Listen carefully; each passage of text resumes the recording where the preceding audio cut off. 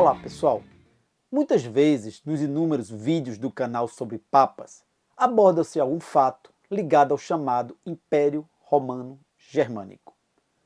Então recentemente eu comecei a pensar que talvez alguns dos fiéis amigos que nos assistem, talvez alguns deles não tenham a exata noção do que foi esse império tão ligado aos papas.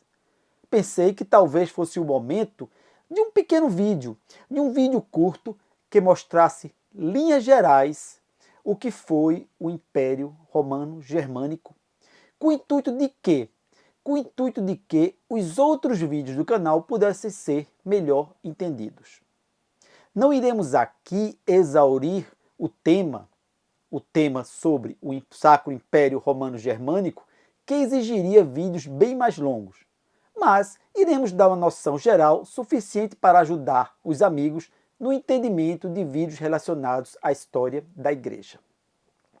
O Império Romano Germânico ele existiu entre os anos de 962 e 1806 e chegou a ter um amplo território, abarcando os territórios hoje pertencentes à Alemanha, à Bélgica, à Holanda, à Áustria, à República Tcheca, a Luxemburgo, a República Eslovaca, a porção leste da França e o norte da Itália. E uma coisa interessante, por ser esse império uma reunião de diversos estados independentes, o imperador ele não recebia o trono por herança, mas, pasmem, ele era eleito. Tal império influenciou muito a Europa nesses quase 1000 anos de existência, principalmente no que diz respeito à cultura e à religião. E no que diz respeito à religião, pode-se dizer que houve uma relação de mútua ajuda e dependência entre o império e o papado.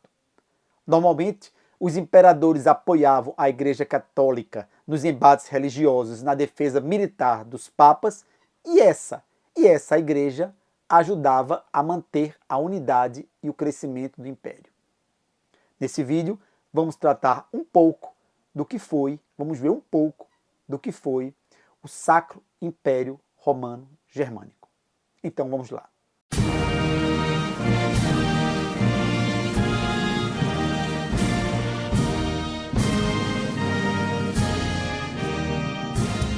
Podemos dizer que o Sacro Império Romano Germânico surgiu da união do Reino Franco-Oriental, também conhecido como Estados Germânicos, e dos territórios italianos governados pelo rei Otto I.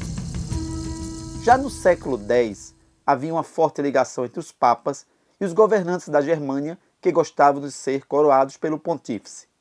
Em 25 de dezembro de 800, o Papa Leão III coroou Carlos Magno imperador dos francos. A partir daí, criou-se o costume dos papas coroarem os imperadores como uma forma de legitimar o seu poder. A ascensão de Carlos Magno ao poder é vista por muitos como a restauração do Império Romano do Ocidente, sendo conhecido como Império Carolíngio. Com esses atos de coroação, aumentava-se a força da Igreja, ao mesmo tempo que crescia a popularidade dos governantes, pois o povo os via como alguém apoiado por Deus. Carlos Magno teve uma aliança forte com a Igreja, pois pautava o seu governo em fundamentos cristãos, via a religião como um fator unificador do seu reino. A dinastia criada por Carlos Magno durou até 887, com a morte de Carlos o Gordo.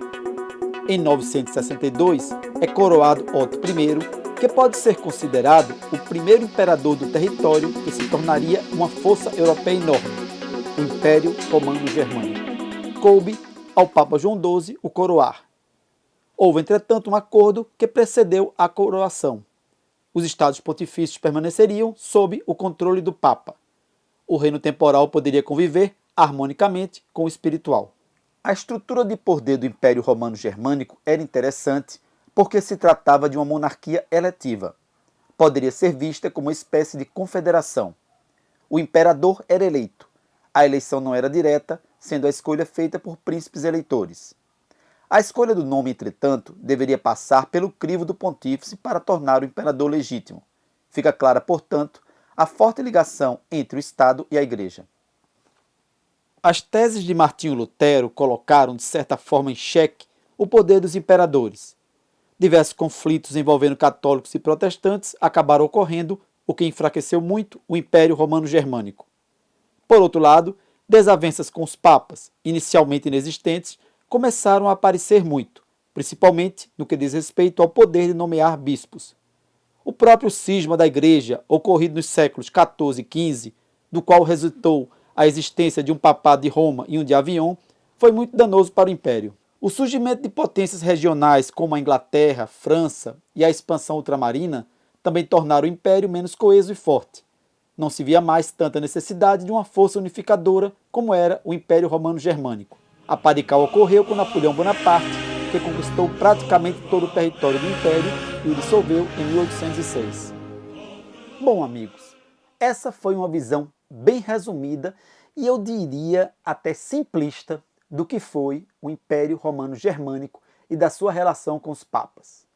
Como dito no início, não houve a intenção, não houve a pretensão de exaurir a matéria ou mesmo de efetuar um estudo, digamos assim, mais profundo. O intuito foi apenas o de facilitar o entendimento de outros vídeos do canal. Mas de qualquer maneira, eu após escrever o roteiro desse vídeo, fui fazer uma pesquisa na internet e pude notar com satisfação que muito do que foi aqui trazido apareceu em questionários preparatórios para o Enem. Estavam lá assuntos trazidos nesse vídeo, foram abordados em questionários preparatórios. Eu não procurei provas do Enem, mas em questionários preparatórios estavam lá algumas perguntas que foram aqui abordadas. E isso é bom, não é? Aliás, nesse ínterim, eu já recebi agradecimentos de alunos que lançaram mão de pontos trazidos no canal em trabalhos escolares. Isso dá uma enorme, mas uma enorme satisfação, pessoal. É isso aí. Valeu!